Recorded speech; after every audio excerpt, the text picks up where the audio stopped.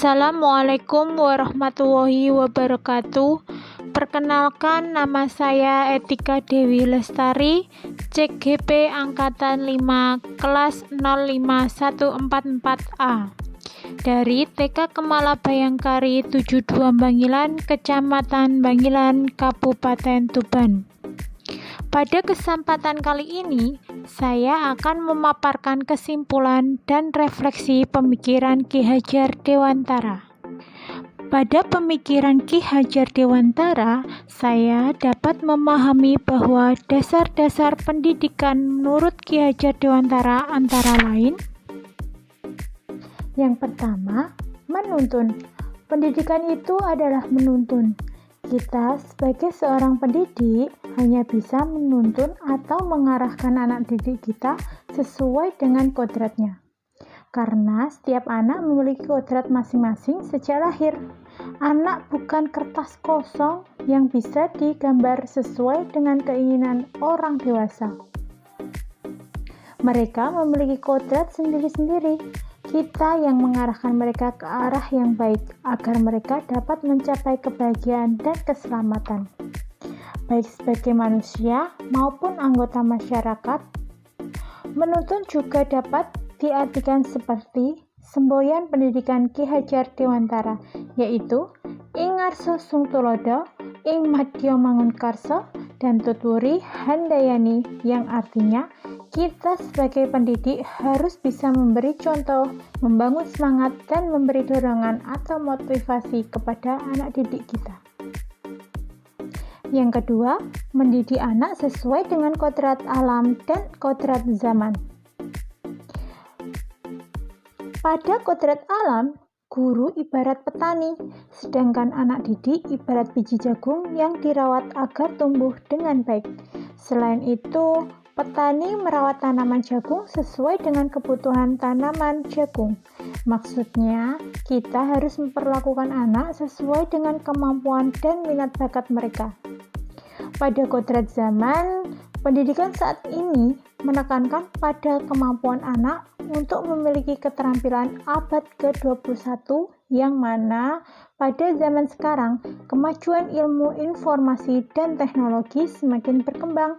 Oleh karena itu, berikan pendidikan dengan mengikuti perkembangan zaman, namun jangan meninggalkan budaya sendiri. Yang ketiga, kodrat anak adalah bermain.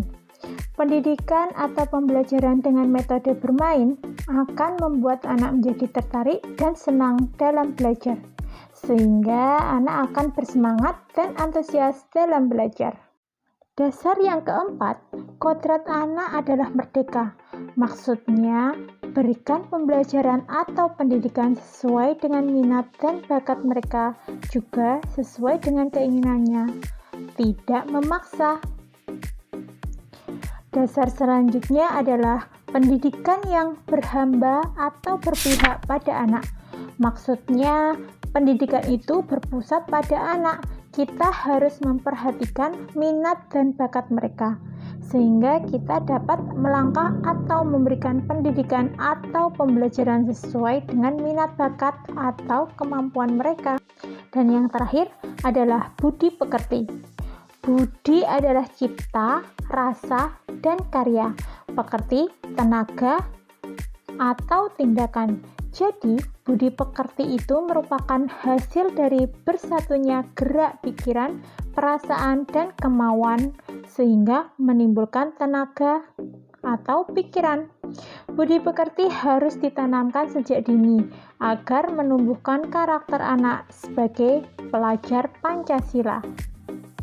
Selain dasar-dasar pendidikan, menurut Ki Hajar Dewantara juga ada asas trikon, yang merupakan prinsip untuk melakukan perubahan, yaitu pertama, kontinu. Pendidikan itu harus berkelanjutan dengan perencanaan yang baik. Yang kedua, konvergen.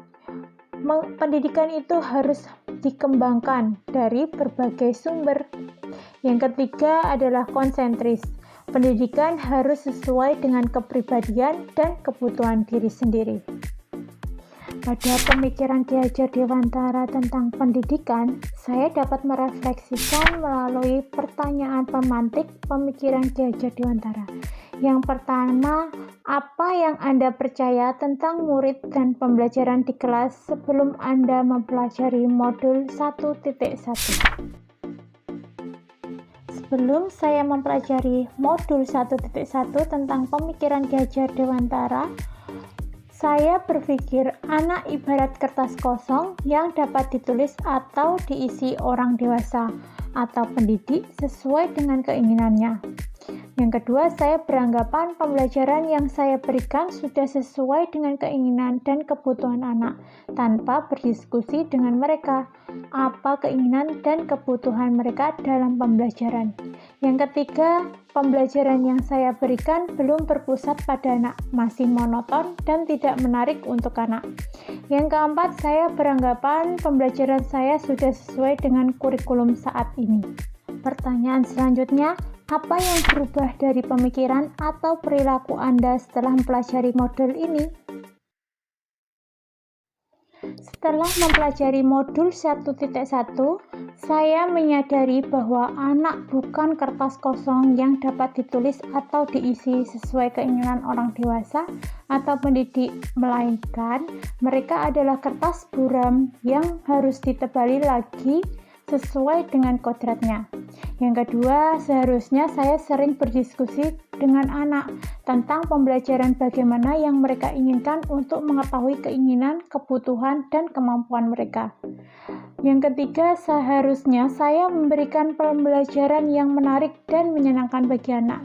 Yang keempat, sebagai guru, saya seharusnya memperhatikan dan mengikuti kodrat alam dan zaman pada anak. Pertanyaan pemantik selanjutnya adalah apa yang dapat segera Anda terapkan lebih baik agar kelas Anda mencerminkan pemikiran Ki Hajar Dewantara? Yang saya terapkan di kelas agar mencerminkan pemikiran Ki Hajar Dewantara adalah 1. Merancang pembelajaran yang berpusat pada anak. 2. Berdiskusi dengan anak pembelajaran bagaimana yang mereka inginkan. 3. Memberikan pembelajaran dengan metode bermain agar menarik dan menyenangkan.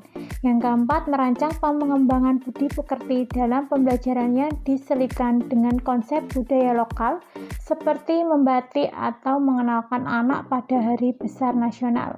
Yang kelima, memberikan pembelajaran dengan menyelipkan kemajuan teknologi atau tuntutan revolusi industri 4.0.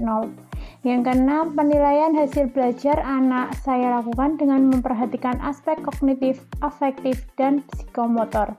Yang ketujuh, sebagai pendidik akan mengembangkan pendidikan atau pembelajaran dari berbagai sumber, namun tetap memperhatikan kepribadian dan kemampuan atau kebutuhan sendiri-sendiri.